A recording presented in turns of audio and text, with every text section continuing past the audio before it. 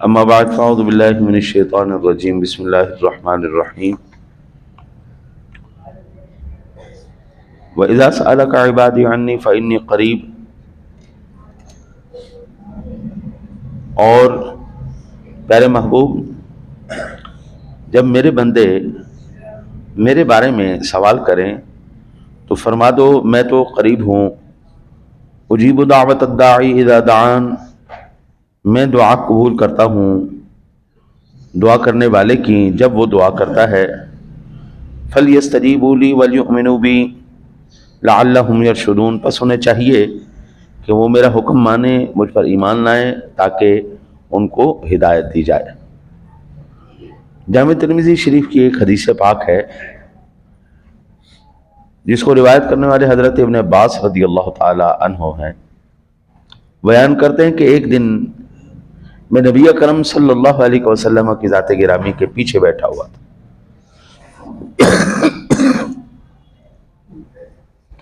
آپ جناب نے ارشاد فرمایا، اے بیٹے میں تمہیں چند کلمات کی تعلیم دیتا ہوں، کچھ باتیں میں تمہیں سکھاتا ہوں بیٹا، ان باتوں کو تم نے اچھی طرح یاد رکھنا ہے. تم اللہ کے حقوق کی حفاظت کرو، اللہ تمہاری حفاظت کرے گا. اس جملے سے پتہ چلا کہ آج پریشانیاں، مصیبتیں، تکلیفیں کیوں آ رہی ہیں. آپ اندازہ کیجئے ماہ رمضان مبارک کے اندر بھی پہلے 1-2 دن جوش چڑھا ہے نماز کا، اس کے بعد نماز ختم ہو گیا.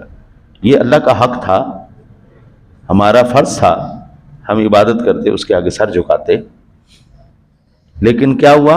اللہ کا حق ہم نے ضائع کر دیا. اللہ کا حق تھا، یہ ہم پر فرض تھا کہ ہم عبادات کے اندر اس کے پاک کلام کو سمجھیں، وہ پاک کلام کے ذریعے ہم سے کیا کلام کر رہا ہے. یہ اللہ کا حق تھا کہ ہم نماز تراویح میں کھڑے ہوتے، قرآن سنتے، جس کو پڑھنے کی توفیق ہے وہ سناتا، جس کو سننے کی توفیق ہے وہ کھڑا ہو کے سنتا. آپ اندازہ کیجئے کہ بعد میں میرا تو الحمدللہ 7واں سال ہے، اور میری یہی روٹین ہے کہ تراویح کے بعد جو ہم نے تراویح میں قرآن پڑھا ہے اس کا خلاصہ کیا بیان ہوتا ہے وہ بھی میں عرض کرتا ہوں. ہم وہ بھی بیان کرتے ہیں کہ آج کی تراویح میں اللہ نے بندے سے کیا کلام کیا، کیا حکم ارشاد فرمایا. بھئی آج یہ ہمیں کہا گیا یہ ہونا چاہیے، یہ ہونا چاہیے، یہ نہیں کرنا، یہ کرنا ہے. تو یہ سارے اللہ کے حقوق ہم نے ضائع کر دیے. اس حدیث پاک سے 1-2 بات پتہ چل رہی ہے کہ پریشانیاں اللہ کی طرف سے نہیں ہیں، یہ بندے کی اپنی کمائی ہے جو اس کے سامنے آ رہی ہے. آقا جی نے فرمایا بیٹا عبداللہ تم اللہ کے حقوق کی حفاظت کرنا، اللہ تمہاری حفاظت کرے گا. پھر آقا جی علیہ الصلوۃ والسلام نے ارشاد فرمایا تم اللہ کے حقوق کی حفاظت کرو، تم اللہ کی تقدیر کو اپنے سامنے پاؤ گے. بندہ جو اللہ کے حقوق کی حفاظت کرتا ہے، محرم دیکھیں نا جی، پورا سال تو ہم دنیا کے اندر گھسے ہی رہتے ہیں، پورا سال تو دنیا کماتے ہی رہتے، پورے سال کے اندر تو ہماری دیگر معاملات رہتے ہی رہتے ہیں. تو اگر ایک ماہ مبارک میں ہم اس ذات کے لیے تھوڑی محنت کر لیں تو اللہ ارشاد فرماتا ہے اگر تم اس کے حقوق کی حفاظت کرو گے تو اللہ کی تقدیر کو سامنے پاؤ گے. حضرت پھر اللہ کے محبوب فرما رہے ہیں جب مصیبتیں، بلائیں، پریشانیاں، طوفان آئیں گے تو پھر اللہ کس طرح حفاظت کرے گا. ایسا لگے گا کہ یہ طوفان جو اٹھا ہے، یہ جو پریشانی آئی ہے، یہ جو اس وقت مجھے دکھ پہنچا ہے، یہ مصیبت پہنچی ہے، یہ مجھے لے دے جائے گی، یہ مجھے ختم کر دے گی، لیکن جب وہ تمہارے قریب آئے گی ٹھنڈے ہوا کے جھونکے کی طرح اللہ ایسے گزار دے گا. کیوں؟ کہ بندے نے اللہ کے حقوق کی حفاظت کی، بندے نے اللہ کے حقوق کی حفاظت کی اور اللہ کی تقدیر سامنے کھڑی ہو.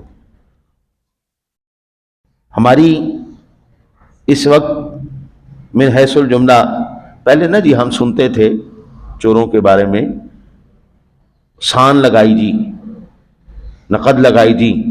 رات کو آتے تھے چور، رات کو چور آتے تھے، گھروں میں ڈاکہ مارتے تھے یا گھروں دکانوں کے اندر تالے توڑتے تھے اور وہ توڑ تاڑ کے لے لو کے چلے جاتے. اب تو بابا روڈ کے اوپر کھڑے ہوئے تمہارے ہاتھوں سے چھین کے لے جاتے.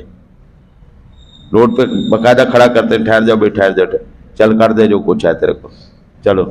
ہاتھ میں موبائل ہے، ہاتھ میں سارا کچھ چھین کے لے جاتے. ہم نے اللہ کے حقوق کو ضائع کیا. اس طرح آپ دیکھیں نا، جب اللہ کے حبیب کہہ رہے ہیں تو اس کے حقوق کی حفاظت کر، تقدیر کو سامنے پائے گا. بھئی پہلے لوگ اگر وہ کرتے تھے تو سکون میں تھے نا، ہم پریشان کیوں ہیں؟ بھئی یہ کہا جائے نا جی کہ ان کے دور میں مہنگائی نہیں تھی اور ہمارے دور میں مہنگائی، یہ غلط بات ہے، میں اس کو نہیں تسلیم کرتا. ان کے دور میں ان کے مطابق مہنگائی تھی، ہمارے دور میں ہمارے مطابق مہنگائی. ابا جی رحمۃ اللہ علیہ کہتے ہیں، بلکہ مجھے بھی کچھ تھوڑا تھوڑا یاد ہے، جنرل ضیاء الحق کا دور تھا جی، 11 سال چینی ایک ریٹ پہ رہی. جب 4 آنے بڑھی نا جی 25 پیسے تو رولا پہ گیا سی. 25 پیسے صرف چینی بڑھی، اور آج کوئی پتہ نہیں ہوتا کہ رات کو ریٹ کیا ہوں گے اور دن کو ریٹ کیا ہوگا. رات کے ریٹ کچھ اور ہیں، دن کے ریٹ کچھ اور ہیں، آج کے ریٹ کچھ اور ہیں، پرسوں کے ریٹ کچھ اور ہیں. اور بابا وہ 11 سال کوئی تبدیلی نہیں ہوئی، 11 سال ایک ہی ریٹ رہا. اس کی سب سے بڑی وجہ کیا ہے؟ یہ حدیث پاک بتا رہی ہے، اللہ کے حقوق کی پامالی جس طرح ہم نے کی ہے نا، اس دور کے مسلمان نے کی ہے، اس طرح کسی اور دور کے بندوں نے اللہ کے حقوق کی پامالی نہیں کی. مجھے اچھی طرح یاد ہے حضرت، جب ہم چھوٹے تھے بچپن میں، جب ہم مسجد میں جاتے تھے تو جوتیوں والی جگہ پہ بھی لوگ جوتیاں ہٹا کے مصلے بچھا کے نمازیں پڑھتے تھے. ان کو سڑک پر بھی جگہ ملتی تھی، وہ وہیں پہ شروع ہو جاتے تھے. جوتیوں والی جگہ کیا ہاں جی اگے پیچھے کی جتنے انہوں نے جگہ ملی نہیں. مہینہ رمضان کا ہوتا تھا، کوئی مسجد کا کونا خدرا خالی نہیں رہتا تھا، ہر جگہ مصلی پڑا ہوا ہوتا. اور تراویحوں میں تو سبحان اللہ مسجد کی رونق ہی الگ ہوتی تھی. بھئی حافظ تو اسی طرح سنا رہے ہیں، عالم تو اسی طرح بیان کر رہے ہیں. یہ تمام معاملات گڑبڑ کیسے ہو گئے؟ سادہ سی بات ہے، ہم نے اللہ کے حقوق کی پامالی شروع کر دی. پھر آج آپ ہمارے حالات دیکھ لیں، ہماری سکی اولاد ہمارا کہنا نہیں مان رہی. ہم سے تو پھر ہاتھوں سے وہ چھینیں گے نا جی، ہاتھوں سے موبائل بھی چھینیں گے، ہماری جیبوں سے پیسے بھی نکال لیں گے. ہماری دکان ہوں تو دن دیہڑے اچھرے دے اندر ایک بندہ 20 کلو سونا، 20 کلو سونا ہے نہیں، وہ سارے کو لے کے آؤ گیا جی. 20 کلو سونا، اربوں روپے کا سونا، وہ دن دیہڑے سب کے ساتھ اس نے فراڈ کیا اور لے کے آؤ گیا، جانا گیا. ہم نے اللہ کے حقوق کی پامالی کی، ہمارے سامنے تقدیریں کھڑی ہیں جو آج ہو رہا ہے. پھر میرے آقا جی علیہ الصلوۃ والسلام نے ارشاد فرمایا، جب تم سوال کرو تو اللہ سے سوال کرو، اور جب تم مدد چاہو تو اللہ سے مدد چاہو. ہم نے اللہ وحدہ لا شریک سے سوال کرنا چھوڑ دی. جب ہم نے اللہ سے سوال کرنا چھوڑ دی، آپ اللہ سے سوال کرنا تو ایک طرف رہا. عبادت کے بعد سب سے زیادہ قبولیت کی گھڑیاں ہوتی ہیں. عبادت کے بعد سب سے زیادہ قبولیت کی گھڑیاں ہوتی ہیں. ان گھڑیوں میں جب دعا کی جاتی ہے تو اللہ وحدہ لا شریک بندے کی دعا کو قبول فرماتا ہے. اب ان میں سے نماز بھی ہے. پھر مانگنے کا طریقہ بھی ہمیں نہیں آتا. بعض لوگ کہتے ہیں کہ یہ جو ہاتھ اٹھا کے آپ دعا کرتے ہیں نا جی، یہ بدعت ہے، یہ شرک ہے، یہ بالکل ٹھیک طریقہ کار نہیں. تو میں سنن ابو داؤد شریف کی حدیث پاک میں آپ کو عرض کرتا ہوں. حضرت مالک بن یسار رضی اللہ تعالیٰ عنہ بیان کرتے ہیں کہ رسول اللہ صلی اللہ علیہ وسلم نے فرمایا، جب تم میں سے سوال کرو، اللہ سے سوال کرو، تم میں سے کوئی اللہ سے سوال کرے تو اپنی ہتھیلیوں کے باطن سے سوال کرو اور ہتھیلیوں کے پشت سے سوال نہ کرو. یہ ہتھیلیوں کی پشت ہے، یہ باطن ہے. تو سوال جب بھی کرنا ہے ایسے کر کے کرنا ہے، ایسے نہیں کرنا. سوال جب بھی کیا جائے گا ایسے کر کے کیا جائے گا، ایسے کر کے نہیں کیا جائے گا. ایک بات پتہ چلی. دوسری حضرت سلیمان فارسی رضی اللہ تعالیٰ عنہ سے کہ رسول اللہ صلی اللہ علیہ وسلم نے ارشاد فرمایا، تمہارا رب حیا والا ہے کریم ہے. جب اس کا کوئی بندہ اس کی طرف اپنے دونوں ہاتھ اٹھاتا ہے تو وہ ان کو خالی لوٹانے سے حیا فرماتا ہے. سادہ سی بات ہے.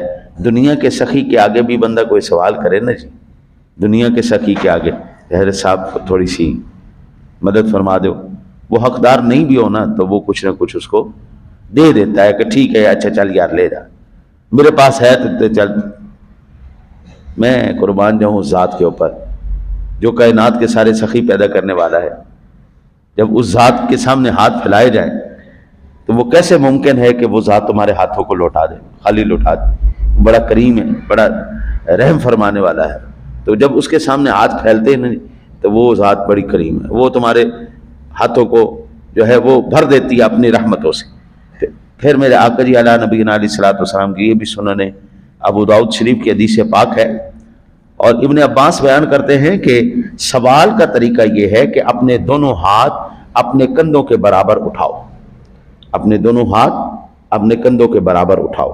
اچھا جی, اور پھر استغفار کا طریقہ یہ ہے کہ انگلی سے اشارہ کرو اور گڑ گڑا کے سوال کرو.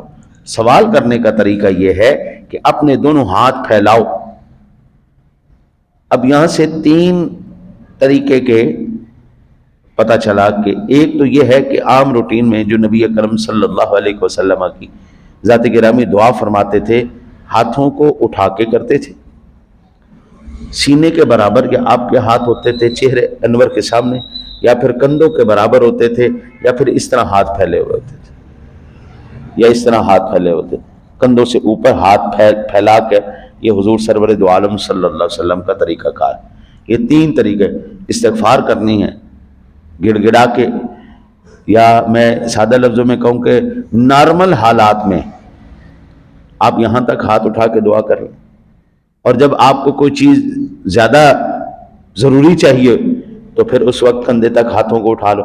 اور جس وقت ایمرجنسی پڑ جائے کہ بھائی ہوں جڑا نا جی بات چاہیے چاہیے چاہیے ہی چاہیے, تو پھر یہاں پہ ہاتھ کر لو, پھر یہاں پہ کر کے استغفار بھی کرو, مانگو بھی, اشارہ بھی کرو, یا اللہ بخشنے والا بھی تو ہے, مغفرت کرنے والا بھی تو ہے. ٹھیک ہے نا جی. تو جن ساتھیوں نے کہا کہ یہ طریقہ کار ٹھیک نہیں ہے, ہاتھ اٹھا کے دعا کرنا, وہ ٹھیک نہیں ہے. ہاتھ اٹھا کے دعا کرنا. پھر ہم دعا کرنے کے بعد کیا کرتے ہیں, ہم دعا کرنے کے بعد کیا کرتے ہیں, اس طرح اپنے چہرے پہ ہاتھ پھیرتے ہیں. ایسے ہی ہے نا, ہم جب دعا کرتے ہیں دعا کرنے کے بعد کیا کرتے ہیں, اپنے چہرے پہ ہاتھ پھیرتے ہیں.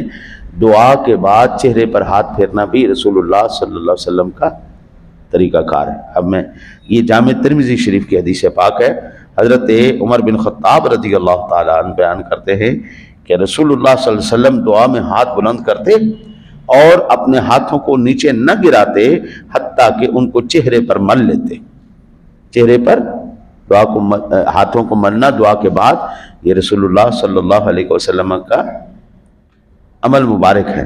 اور یہ ہم نے اس لیے کیا ہے تاکہ یہ میں نے احادیث اس لیے بیان کی ہیں تاکہ ہمیں کم از کم مانگنے کا طریقہ تو آ جائے نا, اللہ سے سوال کیسے کرنا, اور حضور کا طریقہ کیا تھا. جب دیکھیں نا جی ہم حضور کے طریقے کے مطابق عمل کریں گے تو اس عمل میں برکت ہی آئے گی نا, برکت آئے گی. اور لاشعوری کے اندر جب ہم کرتے رہیں گے تو یہ حضور کا طریقہ ہماری اولاد تک پہنچے گا. ماں باپ کو جیسے اولاد دیکھتی ہے ویسے ہی کرتی ہے. دعا کرو اللہ تعالیٰ اپنے حبیب کریم علیہ الصلوۃ والتسلیم کے صدقہ آپ کو مجھے حضور کے طریقے پر عمل کی توفیق نصیب فرمائے.